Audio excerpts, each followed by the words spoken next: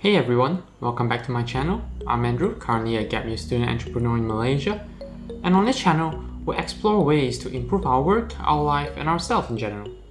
Today, I'll be sharing my experience on how to choose marathon shoes as an overpronator. I'm actually an overpronator with leg length discrepancy. I have flat feet, so when I move, it tends to fall inward, causing overpronation. And my leg length discrepancy is around 4 cm. All this condition causes my calf muscle to hurt back in the days when I was training for my 10 km run. But after a few years meeting a podiatrist and running the right shoes, I now can complete marathons and an average of 30 km of training without any problem. Back in 2016, I was transferred to a homeschool, and in that homeschool there was no physical exercise because they had limited space. So I actually convinced my dad to run with me twice a week at a neighborhood park. Of course, all this run wasn't for nothing. I had an objective to join the standard chartered KL 10 km run. After that run, my running journey started. And in 2017, I completed my first half marathon. 2018, I completed my first full marathon with a personal record of 4 hours 26 minutes. In 2020, I was able to complete my personal 32 km non-stop training, and now I train around 30 km per week. And of course, I look forward to join more events after the COVID pandemic is over. Now, back to the main topic. How do we choose shoes as overpronators?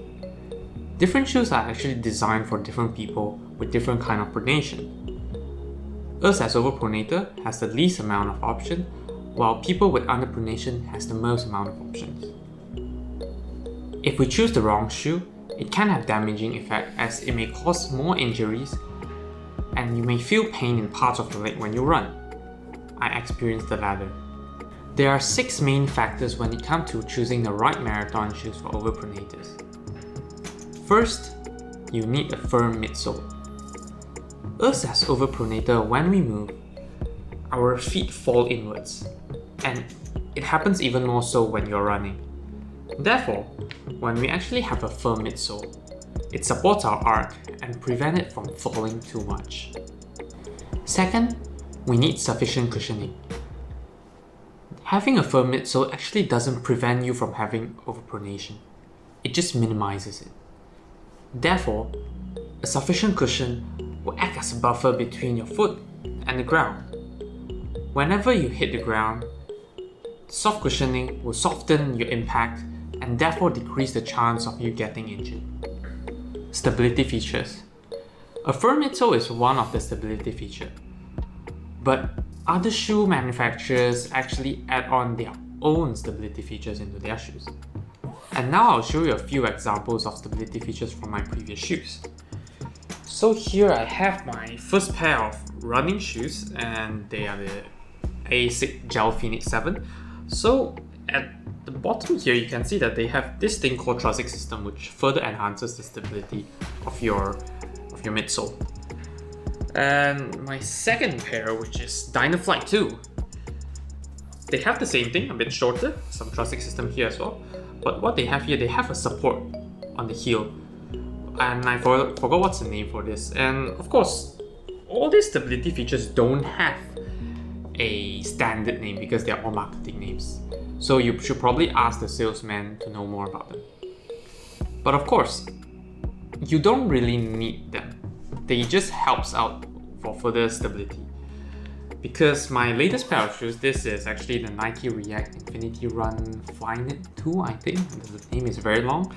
They just have a very, very thick insole, actually midsole, and a lot of cushioning.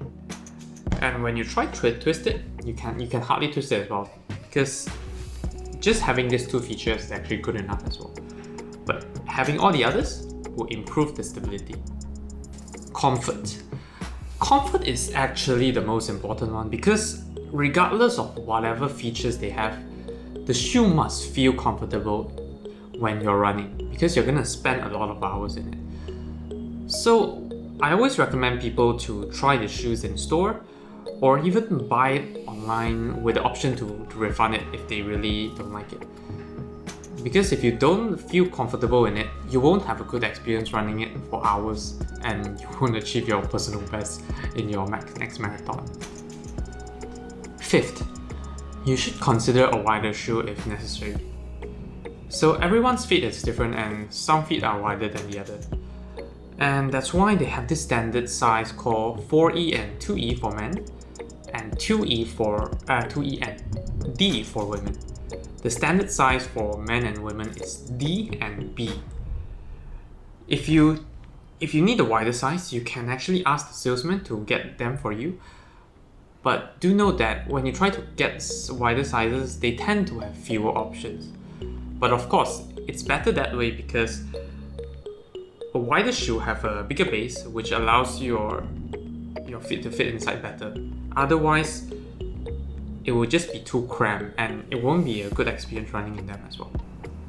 Finally, do check some online reviews.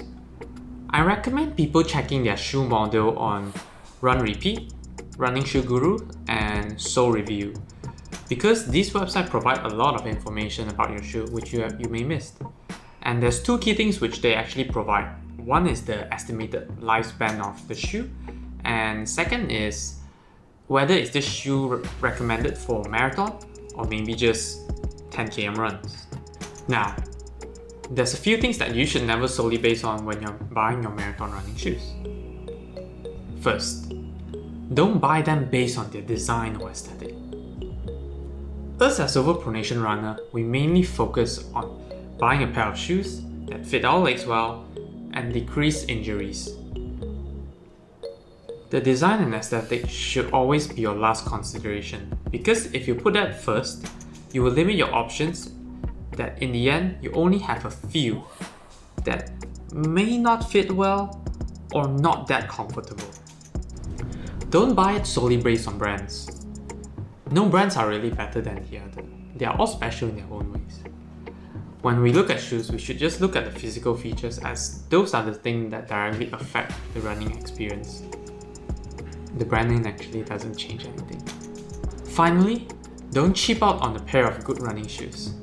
Of course, you can sort through the 6 criteria which I talked about just now and then find the cheapest among of them. But don't start by going for the cheapest in the market, because us as Overpronator will definitely have to pay a higher price for our shoes because we have limited options.